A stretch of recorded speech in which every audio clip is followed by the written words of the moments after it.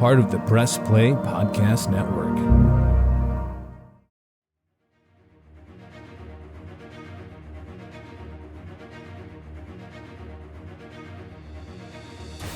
Welcome back to Podcast 616, the official podcast of Earth 616. I am your host, Damon Royster, and today we are still talking about X-Men 97, and we are up to episode 5. Sorry!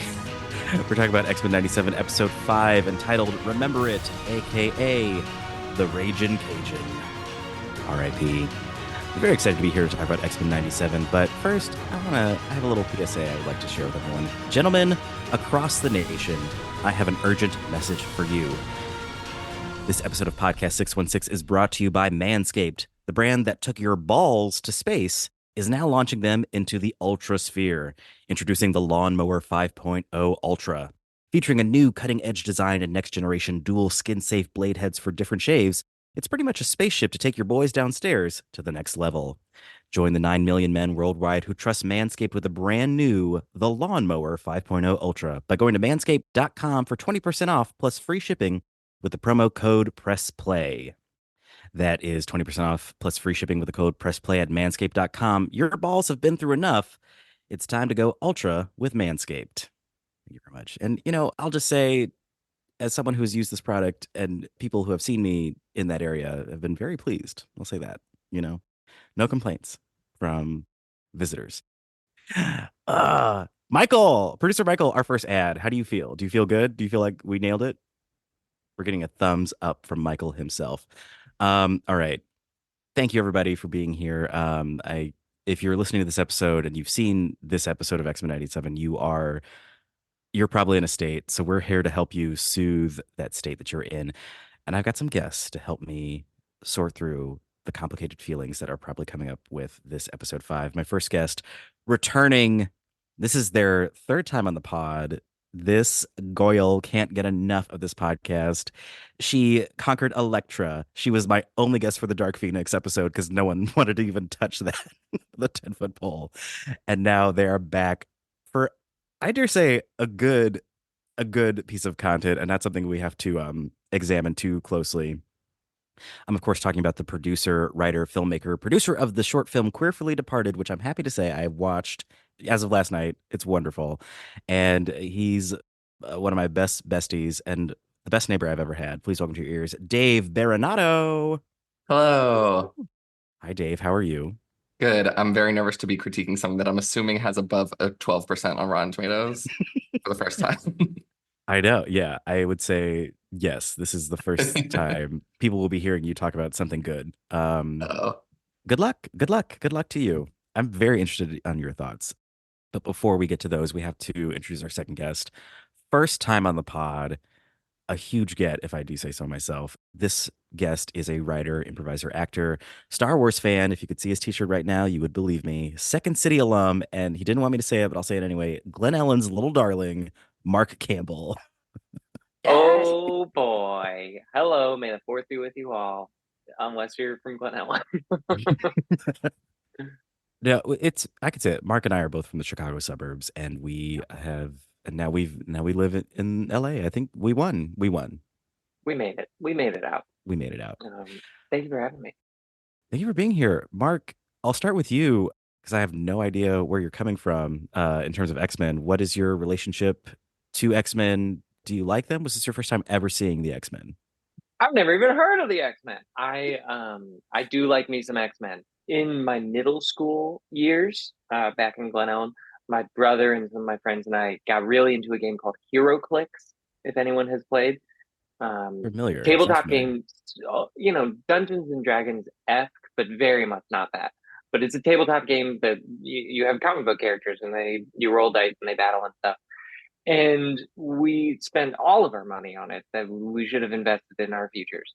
And I was most excited collecting X-Men. And Nightcrawler was my boy. He was my number one guy. And when he showed up, let me tell you, the 12-year-old inside of me. This isn't being recorded, right? We can rephrase it. No, Michael, don't change a thing. Okay, great. I got very excited. Love me some Kurt. So I do enjoy X-Men. I have to be honest, though, I haven't I hadn't watched this show until you asked me to be on the pod, so I binged all of them on a flight Oh, a yeah, few you days were ago, just traveling. Yeah. just traveling. Oh my gosh. Well, lovely. On the complete opposite end of the spectrum, Dave Berenato has been watching every X-Men movie in anticipation for this, and I had to tell him you don't need to do that, but he did anyway. The movies Some of couldn't them were be rewatches. We're all for the first fair. The movies couldn't be less relevant to this conversation, but time. I um feel that now. Not knowing what I know now.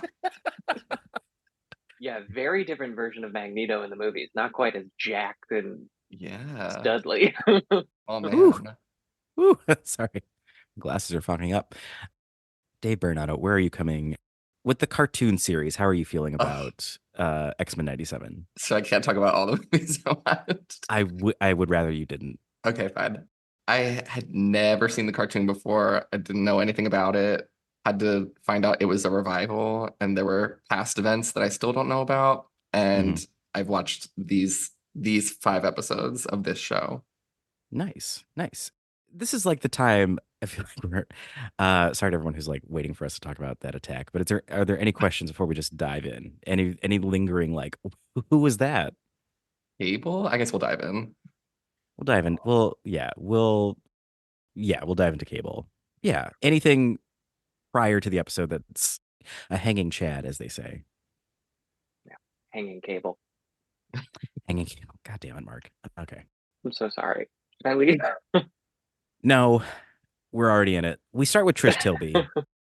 Trish Tilby, reporter extraordinaire, who's trying to get the scoop on the X-Men. She is she I love her lead with this like mutants. Some call them freaks. I'm like, all right. Jeez, all right, Trish. Okay, someone's a little biased. But yeah, a great catch up for someone like you, Dave, who's never seen the original cartoon series. Was this a good catch up? Did you feel informed listening to Trish? I got the sense that some people would consider them freaks, yeah. But around the world, they're known as mutants. Hmm. Absolutely. Mark Campbell, do you think this media push worked in the favor of the X-Men? It seemed like it did for a little while. I don't know if I fully respect Trish as a journalist. I maybe don't fully Burn support her. her. Burn I just, her. I question her credibility a little bit. Hmm. I question her wherewithal as a journalist, but it seems like there was some benefit to the mutants getting this media attention. It seems like they could be potentially beneficial, but there in the end things didn't go super great. No, it kind of almost didn't matter anything they were Yeah, saying. right. Um, did you also see this little moment between Trish and Beast? Got a little, blue does blush, as he said. Yeah, blue does blush. I really thought it would turn more purple. It really just literally turned red on top of blue, and I was like, I think we could have had a little bit more fun with this because it turned a different shade of purple of some kind. That's true. But mutants are But they're different. yeah, some would call them freaks. Some would call them freaks. The person who would not call them freaks is Magneto, who is leading a small group to Genosha.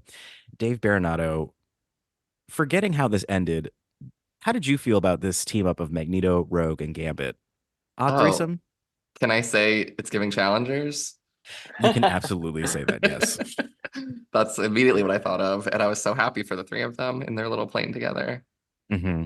Love this little comment from Magneto of how, like, if the plane crashed, they wouldn't save Gambit. He just plummet. He's Oh, I thought he was truly talking to just Rogue. I was going to ask about that. yeah, Oh, yeah, he was saying because, like, of the three of them, two can fly and Gambit cannot. So, like, Gambit. Oh, the love triangle continues. Wow. Truly. it does.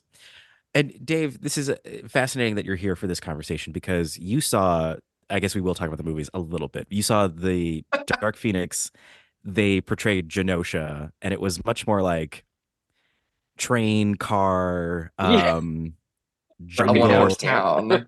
Yeah. one horse town. Yeah. And now I would say this is giving Wakanda energy. Oh, yeah. How did we feel about this like introduction to Genosha and like these little quick shots of the mutants? The music, the culture, the art, everything was giving. It was all a wonderful wonderland. Yeah, sure hope nothing bad happens to it. Yeah. Um, Mark or Dave, any mutants pop out at you? Because I love in X-Men that you just kind of see these quick cuts of powers. Yeah. Mark, yeah. Glob. We saw the pink glob. What is that? You call him Glob? I mean, I calls him like I sees him. He was a pink glob, gelatinous man with a visible skeleton within him. And For what purpose is the skeleton? That's the greatest thing about mutants is that, like, especially in these little like montage clips, you can see some of them like teleporting, doing these really cool things. Like, oh, that's really applicable. And then you can see straight up a guy that's just like, I'm Jello, Yeah. stuffed in with a middle school skeleton. I do remember this see-through van. I also my favorite was Parrot Girl. She just turns into a parrot. Like that's the only thing she did, and then she just flies away as a green parrot. I do like it, and I think it's the show. I mean, if you've been listening to this podcast, I love this show. It's really hitting on all cylinders for me, and I think they do such a great job of like setting up the hypocrisy and the contradiction of like humanity's hate for mutants. Because there's some mutants whose powers are just like non-aggressive, like gelatinous. Like you're a glob. You're just a glob. You're just a glob. Like he's not causing any harm to the world, or Parrot Girl, or like the little fairy chick with the wings. Manic Pixie Dream Girl. Literally the Manic Pixie Dream Girl. Is it right? That was Zooey Deschanel, I think. Oh yeah, it's never not Zooey Deschanel. Madeline Pryor, aka the Goblin Queen. Listen to episode 3. I love her. She is now on the board of Genosha. Dave Berenato, how would you feel if your clone moved up to government? Would you respect it, or would you try and dethrone her? Yeah, I guess it would be good that we're not in the same lane. Like, do your little government thing. I'll be over here getting checks. Yes. Oh my God, we'll save Madeline until the middle because I have a lot of feelings about that love triangle. Oh yeah, love that there are 2 love triangles in. My gosh, in this universe. But Mark Campbell, Nightcrawler shows up. Oh, to greet Rogue Gambit. How are you feeling seeing your old friend? So excited! Oh my gosh! Here's the thing: Nightcrawler is my favorite character because teleportation is like that's the power. That's the one that I would want more than anything of any superpower. And this silly little blue demon who's an acrobat from the circus, and he's got this really ridiculous. I mean, also we're going to talk later about it. I assume the accent work in this show is very funny. I don't think it's meant to be, but I just absolutely love it. I got so psyched when he showed up. Him just sort of bamfing around, putting his arm around them, just like, oh, look at us, our old pals here. Oh, Gambit, you little so and so. That was my German accent. I was so excited. I love him. Oh no, I love him so much. I don't agree with his church views, but otherwise I like. In that he has them, or is there something specific? In that he's deeply Catholic. In that he's who doesn't like a church boy? Deeply Catholic, which is like maybe Deeply. even in 1997, not the greatest horse to hitch yourself to. I mean, they don't know yet what we know. They don't know about the Spotlight article coming out in 2001. Yeah, everything was fine. little did they know, little Rachel McAdams is about to take them all down. It was Rachel McAdams. She was the star of that movie. Yeah. I love Nightcrawler. Especially he continues to do this in this series, but like he just is there. I love his his like he can like see through people and kind of get to the crux of who they are, which admittedly is just the writer, putting in the character description, but it's still nice to have a character be there. Because what does he say? He like he knows exactly what's wrong with Americans. Yep. Yeah. He knows everything is wrong. Yeah, he has this beautiful thing where it's like, because Nightcrawler's talking to Gambit about his feelings for Rogue, and he has this beautiful quote of like, "Love is measured in what we forgive." It's like, damn, I love that. It is so good. I do a little bit feel like that is this show's version of what is grief if not love persisting, or what is it from WandaVision? Other way around. I think you said it. What is grief but love persisting? Love persisting. Yeah. And it was a little bit of this show being like, we got to get one of those. But it's beautiful. How do we get a meme?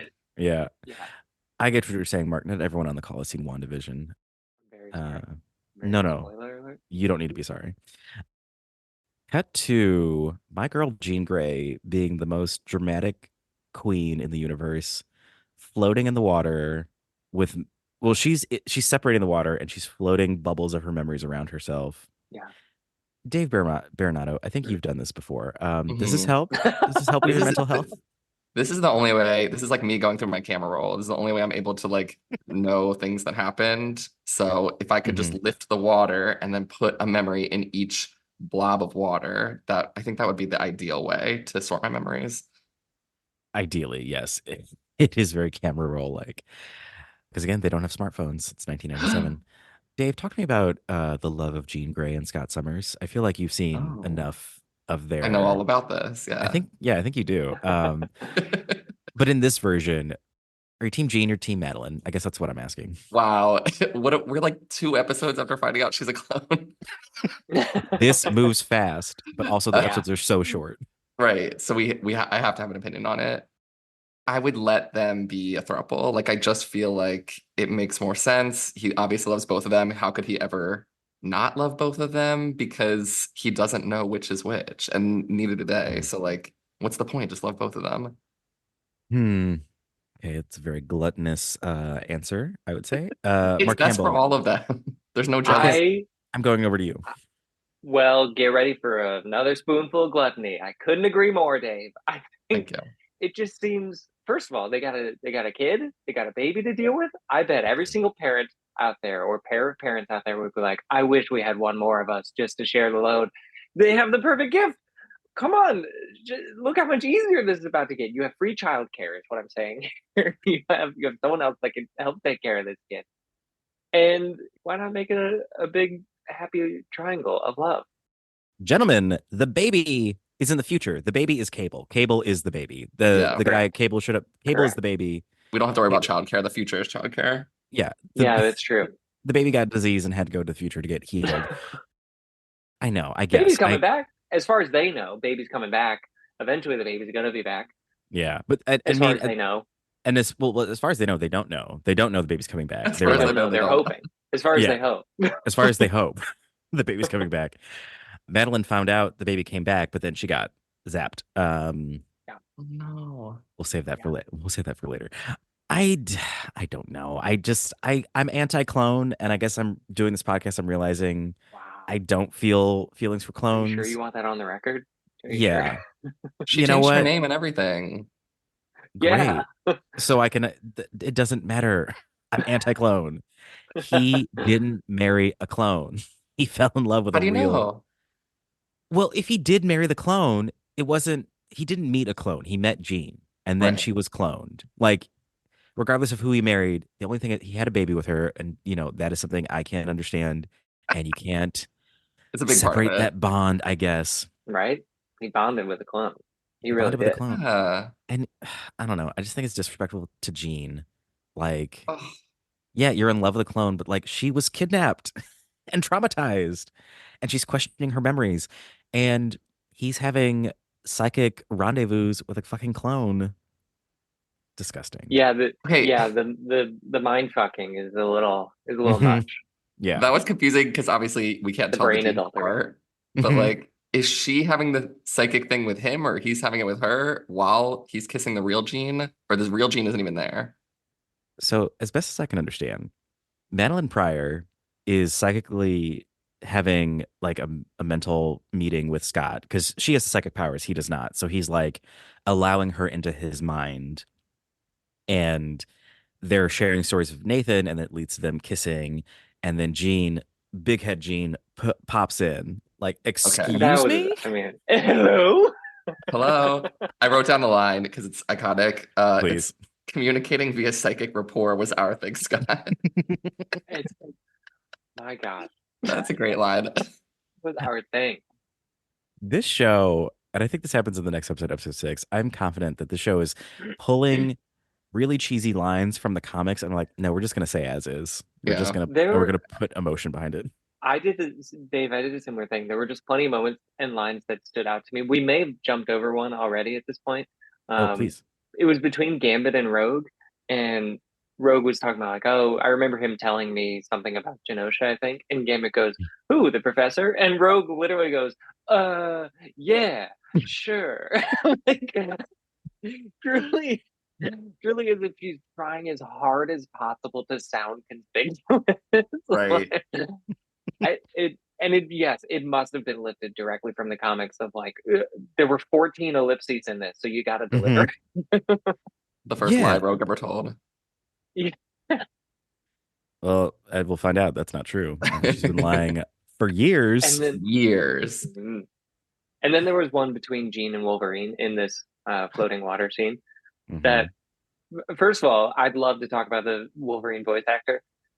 Please. Because, boy, I guess I don't remember the original show because this is, I think, the original voice cast, or a lot of it is. Yep. It's like half and half. Yeah. I forgot that Wolverine is a pirate from the 16th century. What the heck? He's so many times he's like, the professor wouldn't have wanted that. Oh, yeah. Like, we forgot because of Hugh Jackman, Wolverine is like a short, hairy little ball of rage, and he's not a tall, lean Aussie. Yeah, he's not dapper. But excuse me, everyone. Dave Berenato put up air quotes. He does not believe Hugh Jackman is tall. We now go to Dave Berenato live with the report. Yeah, I'd love to hear. It's being Googled, but he's giving 5'11" to me. Oh wow. God. That's not tall? Just to clarify, 6'3". and we're I'm saying sorry, 5'11" is not tall? He's 6'3". Anyway, I wanted to say 5'11". the first episode I saw, I feel like the biggest thing I noticed was that we've gotten so far away from using voice actors for animated shows, and everything is just celebrities now. And like seeing this, I was like, oh, these were like old school voice actors that are doing crazy voices. I was convinced Rogue was Dolly Parton, though. I was like, I think Dolly Parton is in the booth doing Rogue. No, that's what's so interesting. It's the same. So same thing with Rogue. It's the same voice actress from the series, but like obviously she's gotten older, but the character Rogue is still like young. So it's like a weird thing to like do mental aural math in my head. AURAL aural. And we'll talk about that later. I'm gonna say Rogue for that exchange where Jean was talking about memories she was having with Scott. Oh my God. He talked about, this like the moment that they knew they were in love or whatever. And she starts it out by going, we were in Nevada. And I was like, as all great love stories. Nevada. This is the state of romance. I forgot I wrote down the reporter's line after they talk about the baby, and she goes, and you lie. Why lie? Yeah. And you lie. And the whole point of that dialogue was the reporter saying, we're trying to prove the mutants are just like humans, and you lie. Why lie? And it's like, that's the most human thing possible. Yeah. Why lie about your missing baby? That's the thing, Mark. It's a double standard for mutants. Because the right answer is there's no right answer. There's nothing they can do to ever cut the cameras, the conscience of the humanity. So I do love that story of the eyes of like she uses the power of the Phoenix to like stop his eye blast from. Is that real? Do we know they did that? I don't know if they did in the original cartoon. They did do it in X-Men 3, the movies. In the movie. Yeah. But then she did kill him after that. But that's why we don't talk about the movie. When Jean goes, we were in Nevada. I had just acquired the power of a cosmic entity. Wolverine goes, the Phoenix. And then Jean goes, oh, right. You were there. You were there. It's truly like such a Regina George moment of like, oh yeah, you're involved. Nevada. We were all there. She pulls up the memory. She pulls up the phone. She's like, I don't see you in here. Weird. Sifting through. I guess you just didn't register to me. And Wolverine's like, I'm so in love with you. You're breaking my heart. Even after she kisses him, he's like, no. No.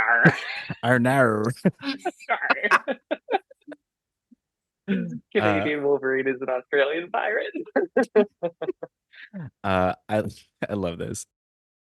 I'm sorry to be this guy.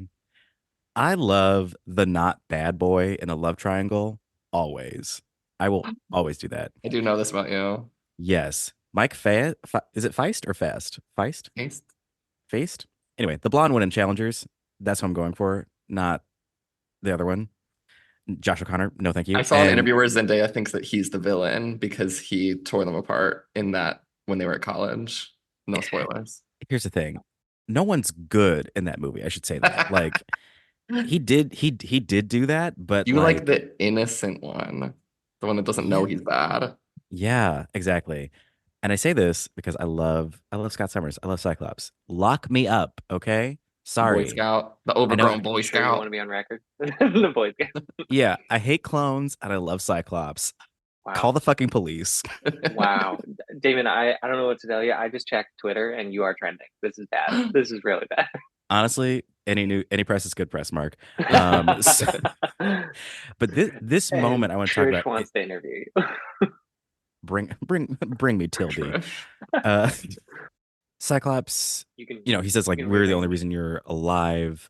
Lists off the many villains the X-Men have fought off, and I liked it. I like when my good boys are a little bad, and I like a little petulant Cyclops. What can I say? What can I say? Yes, a little meow from the Clops. More like CyCLAWPS. CyCLAWPS. No, I get it. Okay. Should I spell it out a little bit more just for the listeners at home who couldn't see the gesture, maybe? We get a drawing. No. I just want to do a Can round we add robin. it to the show notes?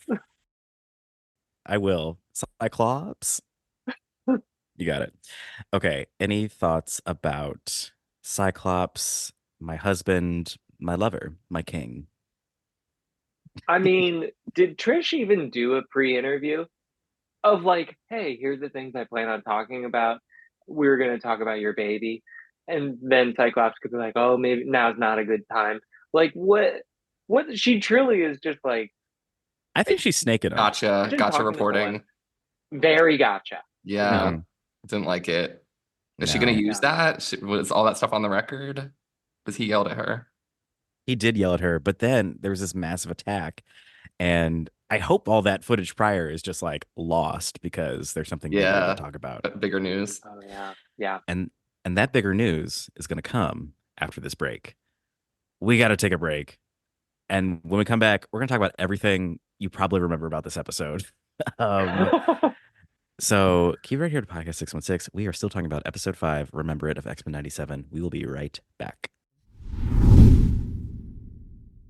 Support for Podcast 616 is brought to you by Newark and Zanesville AutoBody. Safe, reliable collision repairs are their business. Local, family-run, and veteran-owned business serving Newark, Ohio, and Zanesville, Ohio, and surrounding areas. And guess what? They work with all insurance providers to make your experience hassle-free. Plus, ask about their special discounts for U.S. military veterans. Visit them today at AutoBodyOfNewark.com and AutoBodyOfZanesville.com to get your repair started. Their iCar Gold Class team of skilled collision repair technicians will make your vehicle like new again.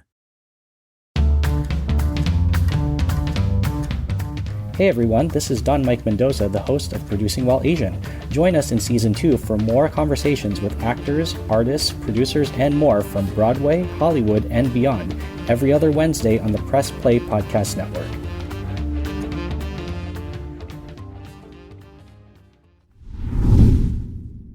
And we're back. Hello, Was that everybody. Wolverine? Wolverine? You're We're back. Welcome back. Welcome back to the podcast. So we're talking about the UN. Anyway, so this council, there's a council on Genosha, and they want Magneto to be basically the ruler of Genosha. And we've got all the favorites. Dave, can you name every character in this scene? That's a fun game. I Okay. fucking dare you. Okay, What is the guy with the sideburns? that's not the game. There's a guy with sideburns. There's Madeline. Madeline is there. Madeline is there, yes. Ellen Pryor. The one who's like shiny. I feel like her name is Glimmer, not Glimmer, different one. No. It's a real name. Yeah. Oh shoot. But like the last name could be Frost. yeah. Mhm. And then Yeah. let's just say your favorite Jane Austen book is Pride and Prejudice. Wait, Pride and what? Prejudice, Frost. what's another one? Sense and Sensibility for us. What's another one? It's a name. It's a person's name. Based on Clueless. This is crazy. Emma? Yeah. I Is put it Jane together. Austen? Yeah. Emma Frost. Thank Emma you, Mark. Frost. Can we? So they're not going to do anything about R.I.P. the. January Jones. Oh yeah. Yeah. All We're not right. going to do anything about the inflation issue in Genosha. They're not talking about the $10 apple or anything.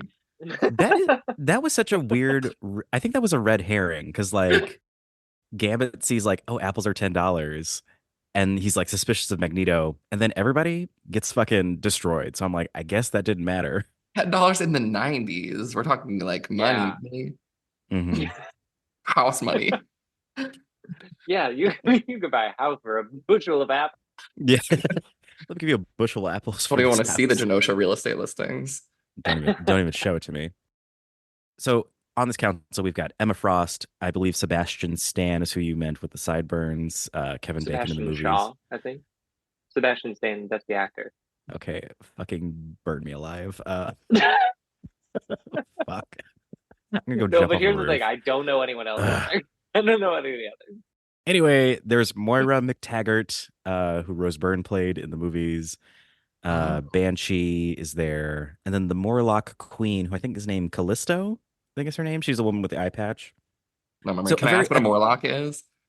the more absolutely the Morlocks are they are mutants who live in the sewers of New York, and their powers are a little like unhabitable. They're the opposite of the see-through guy. They're the one. There's like a woman who like can give you Ebola virus with a touch, like, or there's like the lizard guy. Like their powers are just so Unsightly. unlivable. Yeah, and like either unsightly or like really dangerous for people to be around, and so like they live Oh. in the sewers. Oh no, that makes me so sad. Yeah, Yeah, right? yeah, and I think With the and Ninja Turtles. much like the Ninja Turtles. Yeah. And I feel like watching it this time, I was definitely struck. I think the metaphor is like runaway gay teens living on the streets is kind of that, one Sewer to one people. sewer. Yeah, to make it comic booky, they're sewer people, but like it's a real tragedy. And I do love how like the Morlocks, they love Magneto and they're kind of like, yeah, the X-Men. Yeah. As that Rainbow Girl was like, the X-Men are no friends to the Morlocks. Yeah. Yeah. Ooh. Oof. She was mad. She was mad.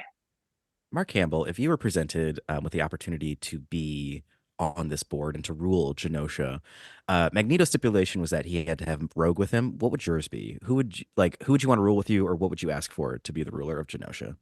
Oh, I see. Can I just say, and I will answer your question.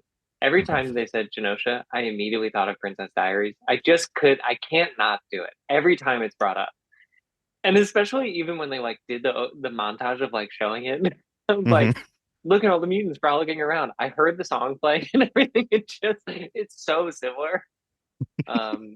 Anyway, so Anne Hathaway, I would demand to have Anne Hathaway with me. Makes sense. Yeah. What was the second part? Who would I want with me, and what would my stipulations be? I think you answered it with Anne Hathaway. Yeah. Anne Is that your Hathaway final answer? and You only get one. and more expensive apples. And $20 apples. we The got, monopoly we on gotta start apples. price gouging these apples. Yeah. An absolute monopoly on apples. Well, Magneto requests Rogue to be his queen, and then we get this very intense. Is this where we? Well, basically, we basically learn this. I would call this a whole retcon of like the Rogue Magneto relationship. Dave Berenato, as the expert on Rogue and Magneto's love affair, Mhm. can you tell us? Actually, I would love to hear you explain their backstory. Oh man. Okay, so Rogue had an evil mom, is what I learned in this one. Her evil mom was making her do evil things, teaching her powers. Yep. And then she like brought her to Magneto and was like, Magneto can train you. And then we get this nice little montage of them in a library. And Magneto's like, oh yeah, we can have our own cultures and our own cities. And they're reading a book that is written in a crazy language, like different alphabet. Like Hebrew, maybe.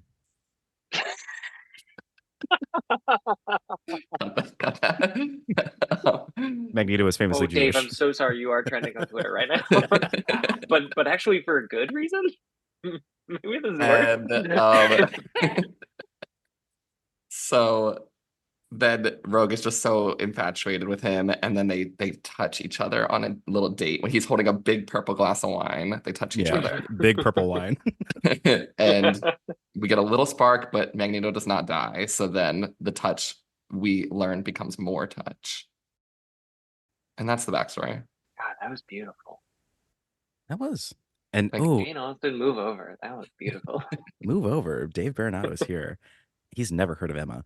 I I don't know why I was giving like a Bronte book, but I should now know that it is Jane Austen. and Rogue says something really beautiful about the end of their relationship is that like there wasn't enough room for his demons and for mine. Oh, Oof, shook. like that. Mm. Okay, I'm opening the floor.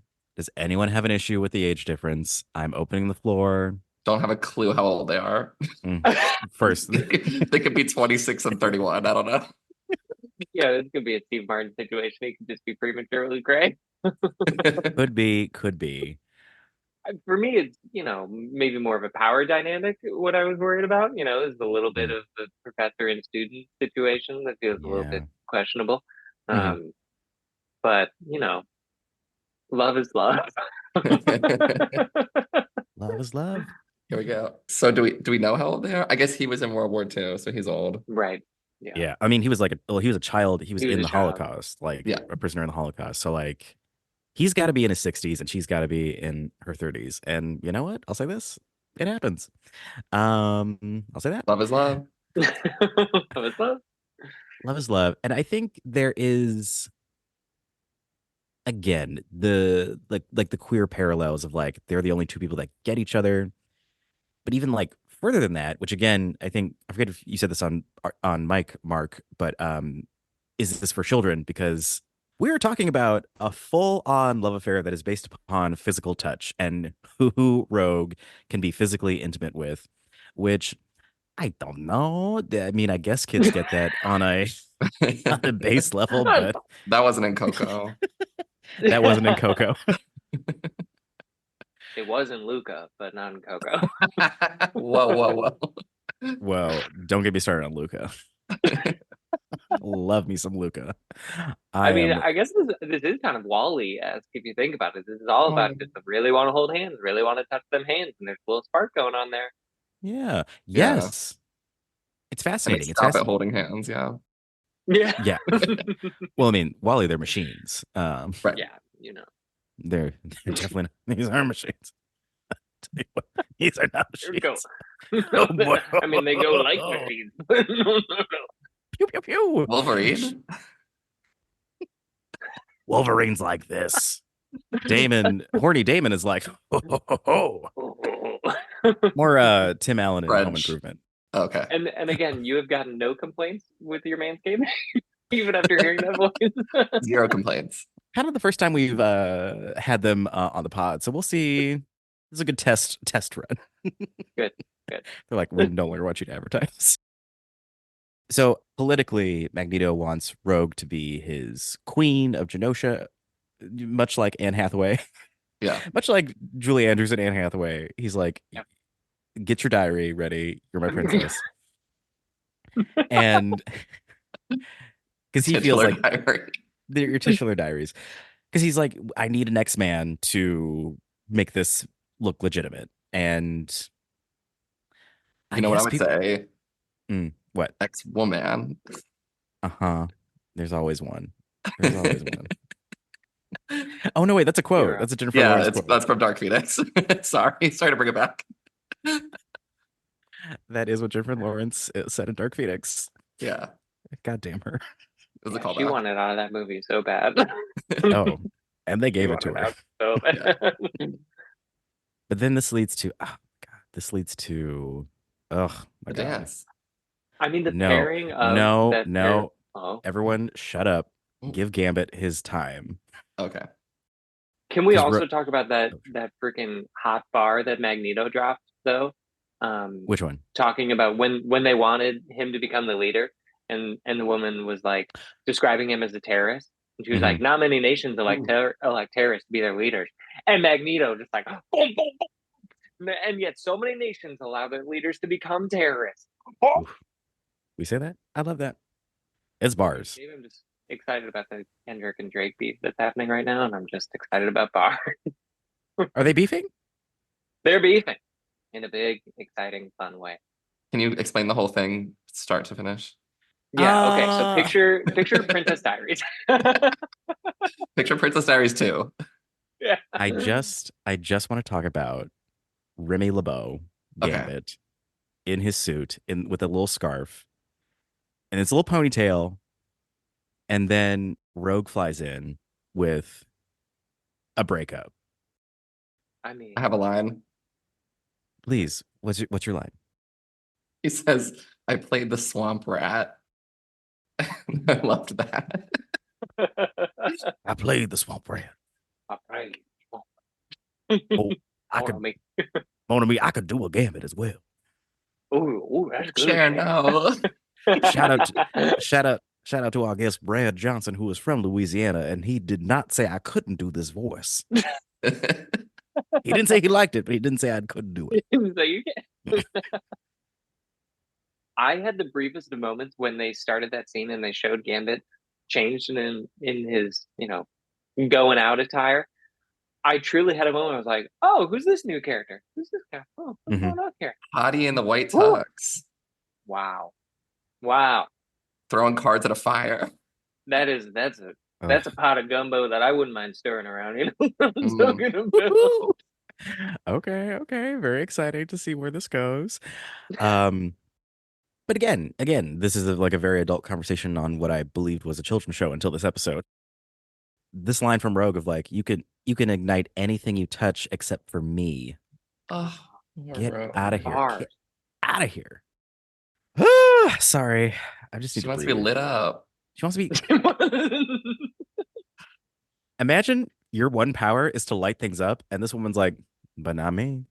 You can't light this. Damn. Unignitable. Brutal. So he's like, let's just be friends. Man, friend zoned in that suit. in that suit. So I just want to say, like, the foundation for this, like, this is just a beautifully crafted episode, I feel, because like when I first watched this, I was like, man, these are like fiery conversations for what I just assumed was like, I was like, where is this going? Like, what is this leading towards? Like, it felt so out of place because everybody's emotions are like at a 10. Like, Rogue's gonna be Queen of Genosha, Magneto's gonna be leader of Genosha, Rogue's gonna rule it with him. She breaks up with Gambit. Gambit's like, finally, they're saying that this flirtation they've been having for, I'll say it, 20 fucking years, more than 20 years because of the show being on and off the air, was like, he's fed up with it. It just feels like epic. Scott and Jean are having their fucking thing.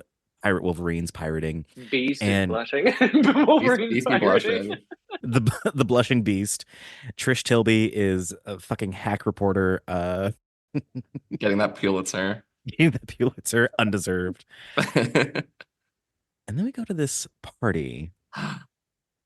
Mark Campbell. Wait, the establishing shot is a fishman swims through a like tube, jumps up, and then just like looks really sad at the bar. And I want to know everything about this fishman. He needed a drink so bad. He did. And they had like a little blow dryer thing for him to dry off. Oh my god. Incredible. Genosha has everything. Yeah. Mark Campbell, producer Michael does research on all my guests, and we found out that you love to go to clubs like this. Yeah, I do. Oh yeah. How do you rate the horniness of this scene to clubs you have been to? I mean, to clubs I've been to, this is Pixar, baby. This ain't nothing. Let me tell you, Mona Me, this ain't nothing. Sure. Not Mona Me. This was so horny.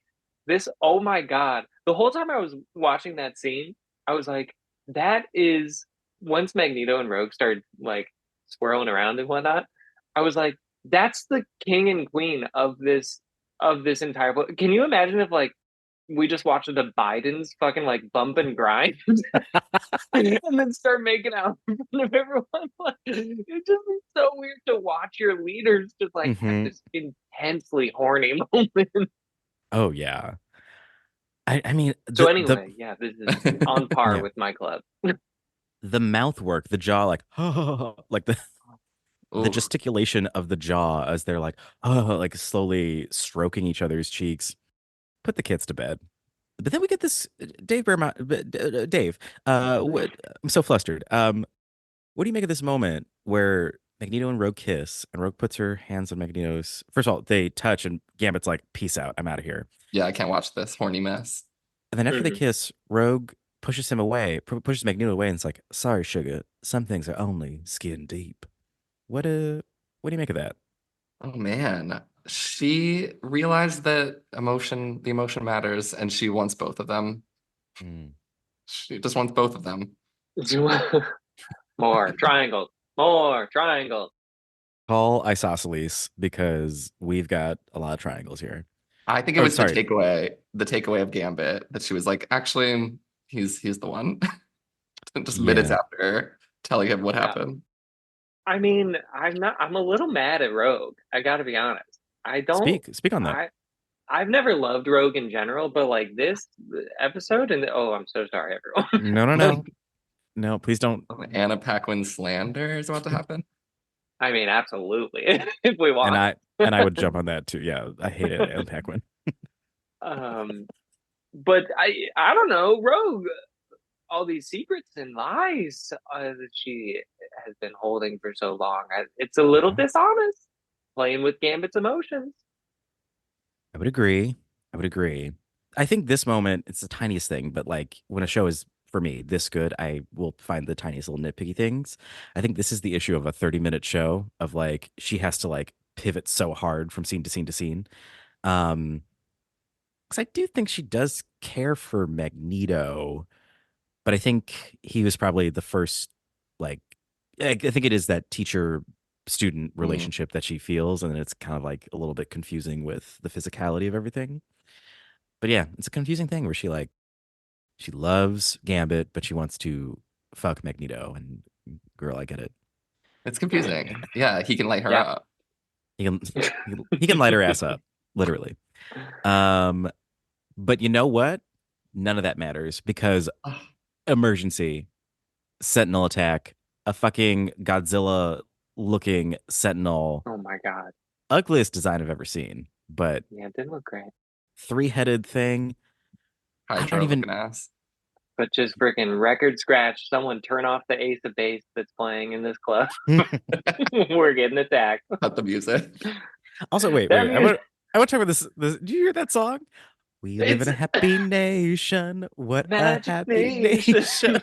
It sounded so much like Ace of Base. It really Like, did. I It sounded saw like, the sign. oh yeah, oh that you want. I was like, what's happening? We're in the 90s. Don't forget. Yeah, this is very That's thank you. And Dave, thank you for aligning us correctly. Thank you. Thank you. Gosh, I don't know. Who wants to take this first? We got to talk about Sentinel's- Cable. Well, Cable shows up. He's too late. And Yeah, but Madeline's like, why? And does Madeline know who Cable is? Because she calls him Cable as soon as she sees him.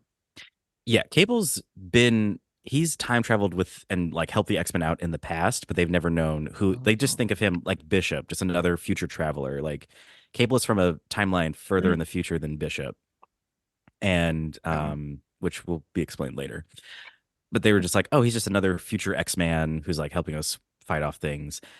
But I believe Cable has always known. But like when he showed up, Madeline didn't exist, so he was like, I don't really need to say anything because Jean just got cloned in '97. We think. I believe. Ugh, fucking Goblin Queen. So she sees Cable, and because Scott mentioned earlier how like he can't see color, but he can always tell the brown eyes of his son. Yeah, what the hell that mean? What does that mean? What that mean? A father can always tell the color of his son's eyes. He can't Okay. see color. He gets he only sees red. Yeah, Like, that's what I'm picturing. Like he's just like a just. And then Yeah. Beast is like, even blue can blush. And Scott's like, you're always blushing, as far as I can tell. oh. You look red every day, Beast. You're always red. You're blue? Huh? And then G just uses the Phoenix Force to like block his X-ray so that he can see. For that one time in Yeah. Nevada. That one time. In Nevada. Oh, the state of romance. And Wolverine was there. Arr! Okay, I'm sorry. We're getting off Yarr, topic. we block it Jesus. with I'm- eyes. Guys, we're here. We're at the moment. It's happening. Okay. Madeline has this Yeah, brief so moment Cable where is useless. yeah, and he's out of time. Yeah. Yeah. More on this later. Keep watching. They Okay. explain what Cable is doing. Episode 7.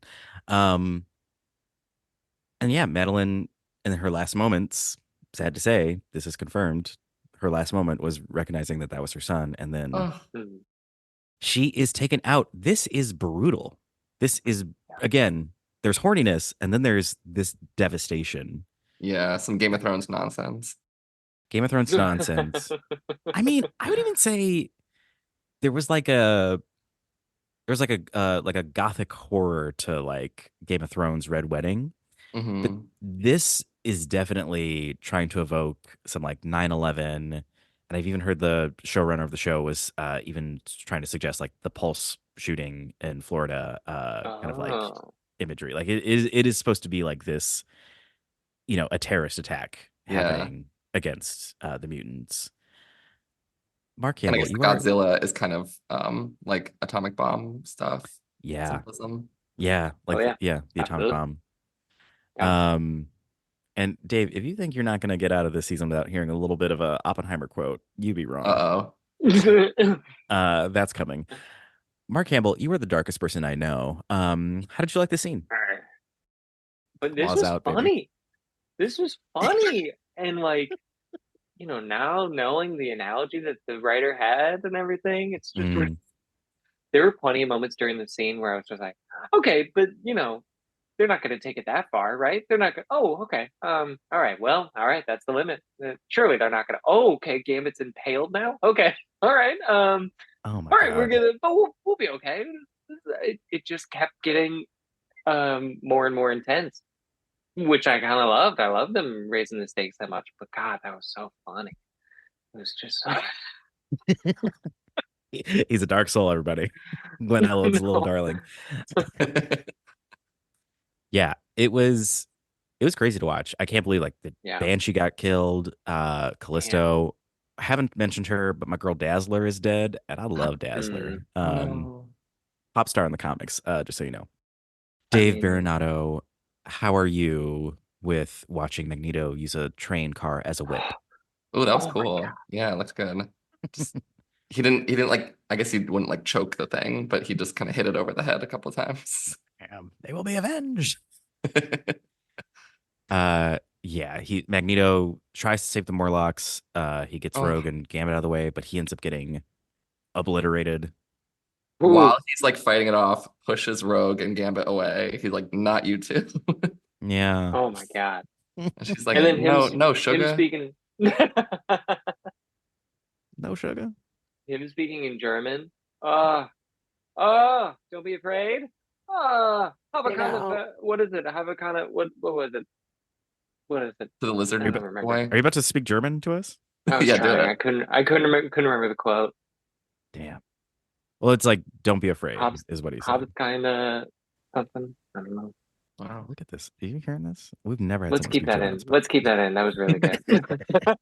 Kurt Wagner over here. Kurt Wagner. There's a reason he likes Kurt Wagner. I like them. He likes the Catholic Church. I just look not for any religious reasons, just personal. I want to say this.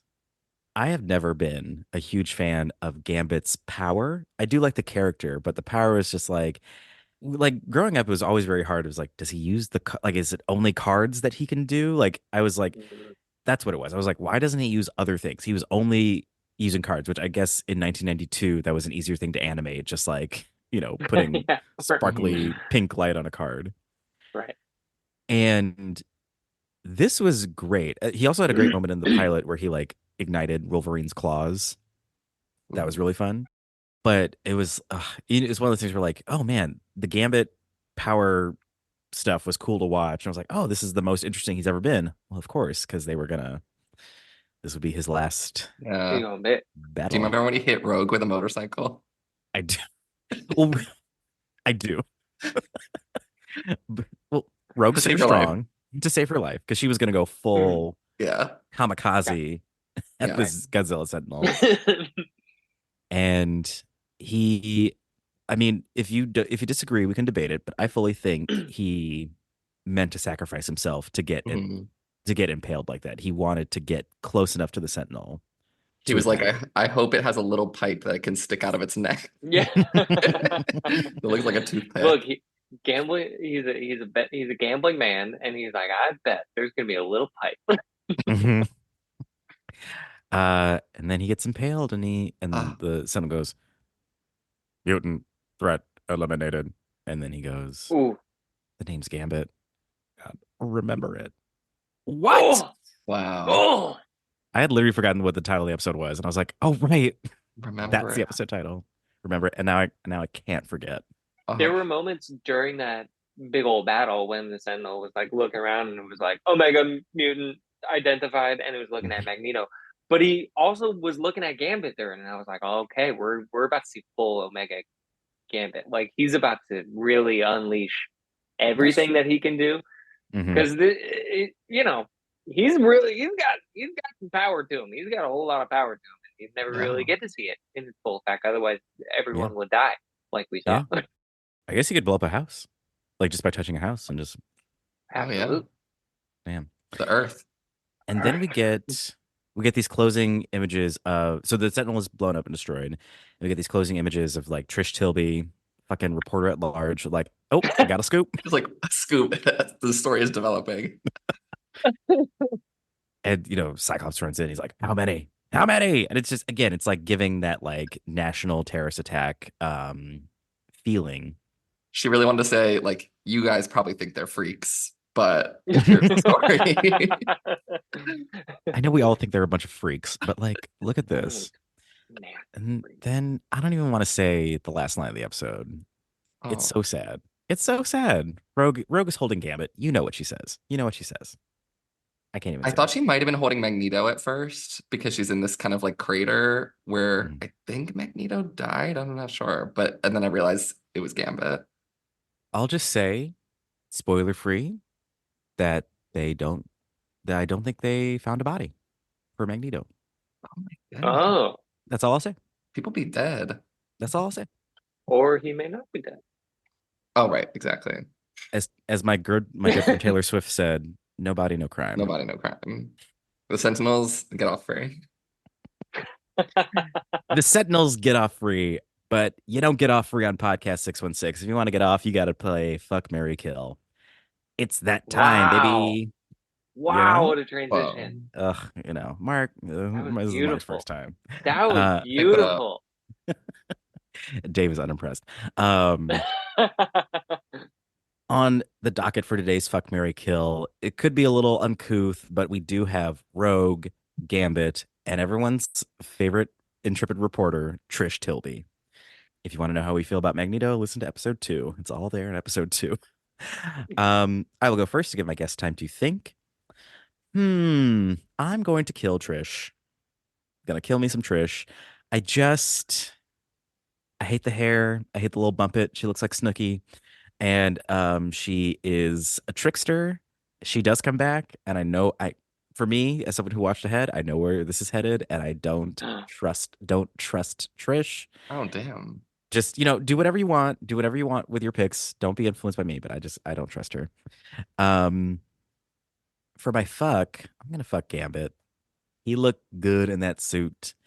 And I don't know. I think he needs a little bit of work to get to a relationship. I don't think he's there. I also don't think he would get there for me. So I think just for a little one night fling, we'd go to the casino first, we'd go up to a hotel room, and then we'd bang it out. And I would just get a book and tell him to read it to me, and just to hear his accent say funny things.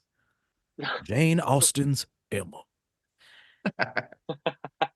And then I'm gonna marry Rogue. I've always been a Rogue fan. I've always been an animated series Rogue fan. I don't know what the hell Anna Paquin was doing in the movies. Good night, good luck to her. She was barely Southern because she's Australian. Get a grip, girl.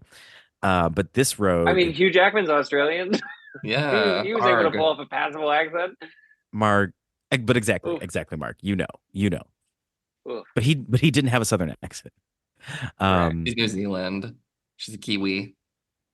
Great. Long may she reign. I'm an Anapaquin truther over here. I'm not saying she doesn't exist. I But don't think she's real. I don't. Cartoon Rogue I've always been a fan of. I love her story. I love her struggle. I'm just like, I'm here for you, girl. Keep those gloves on. It's gonna be a very arrangement marriage. But yeah, I just wanna hang out with Rogue. And plus she can fly, and she can lift me anywhere. Those are my picks. Dave Berenato, I'm gonna go to you next. Show Mark how it's done as our 3-time guest. Oh wow. Okay, very honored. That was news to me that Rogue could fly and do a bunch of other things that I didn't understand about her powers. We can talk about that later. Since I'm she can't just learn surgery real quick. She can't just touch this doctor right now. I'm gonna kill her. I'll kill Rogue. Wow. Anapaquin. Sorry to Dolly Parton and her wonderful voice acting. I'm going to fuck Trish. I don't know. That feels boring, but it just because I would save Gambit for marriage. I could fix him. I have no problem fixing projects like that. My little swamp rat, and we would be happy together. What's your success rate on fixing men? We get a little scoreboard back here. No, I mean, if I could commit to it, if I could decide Gambit, and then I would be invested, and then it wouldn't feel like a job, because you wouldn't work a day in your life. You do that when you love what you do. When you love what you do, thank you. So that's my answer, Trish. Just for a night, just so I could, I don't know, steal secrets, I guess. Yeah, you could exchange reporter secrets with Trish. Lovely, thank you, Mark Campbell. Your first ever fuck, marry, kill. I'm so proud. Please. I'm gonna write this down in my calendar forever. It is an honor. I'm gonna sound a little like a broken record here. I'm gonna fuck Trish. I'm gonna fuck Trish because of her journalistic integrity. I can't marry her, so I don't want anything long term with this person. But I'd fuck Trish just for the scoops, for the intel. My true honest answer, who I would rather fuck, is the pink glob, if I could. I could slot out. I almost picked the pink glob. Oh, we should have done it. So close. It would have been all of them. Did he survive? Do we know? I think we see him again. Oh, good.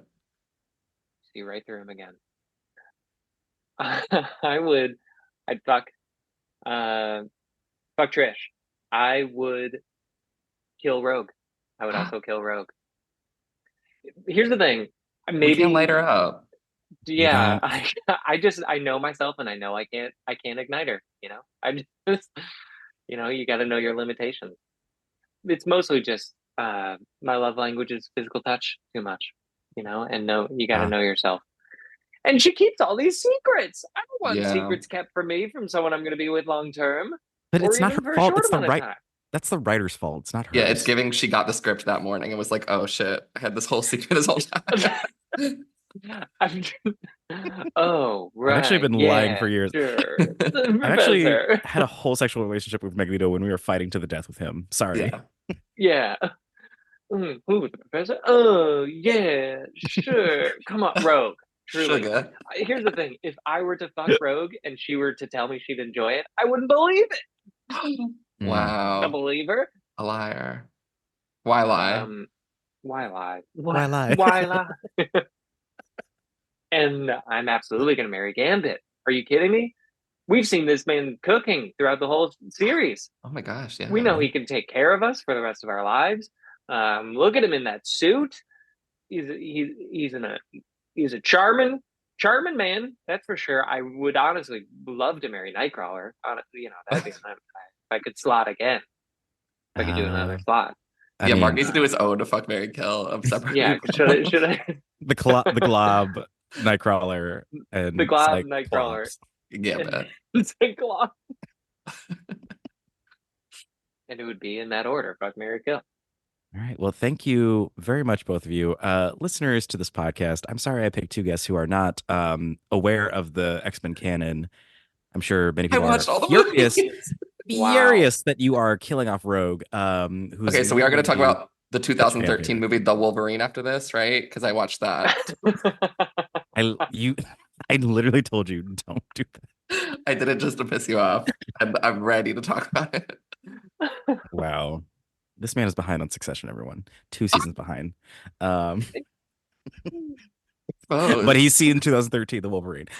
Thank you both so much for Already being here there. today. This was a fantastic time about a very heart-wrenching episode. Thank you very much for No hosting, problem. for having us. Oh, but we're not Glad we done, could Mark. process it together. Yeah, but we're not done, Mark. Dave Berenato, where can people find you online? Is there anything you want to promote or advertise? ooh. Follow Queerfully Departed on Instagram. We're screening in a screen near you. That's all I got. Absolutely. Mark Campbell, same question for you.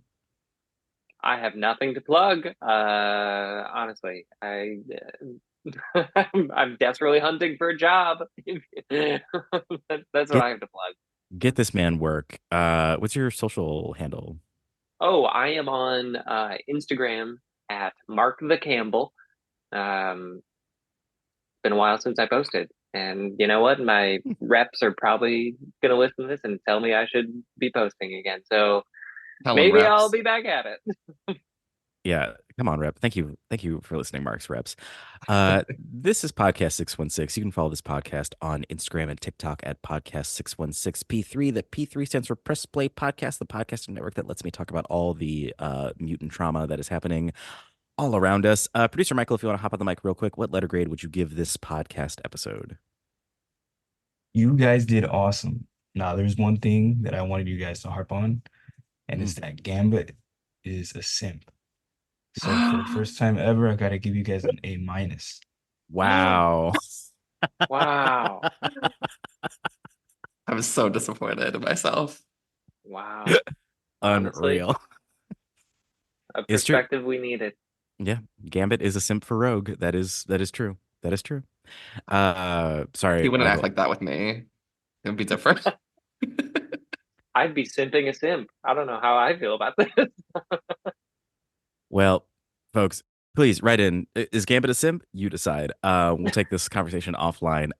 Thank you, Dave. Thank you, Mark. Thank you, producer Michael. Thank you, podcast 616. This podcast. Thank you all for listening so much. We'll be back next week with episode 6. A real left turn in the series, if you ask me. If you think they're going to pick up right after this, they're not. But we'll return with the rest of the season. Thank you all for listening. And remember, until next time, with great power comes even greater responsibility.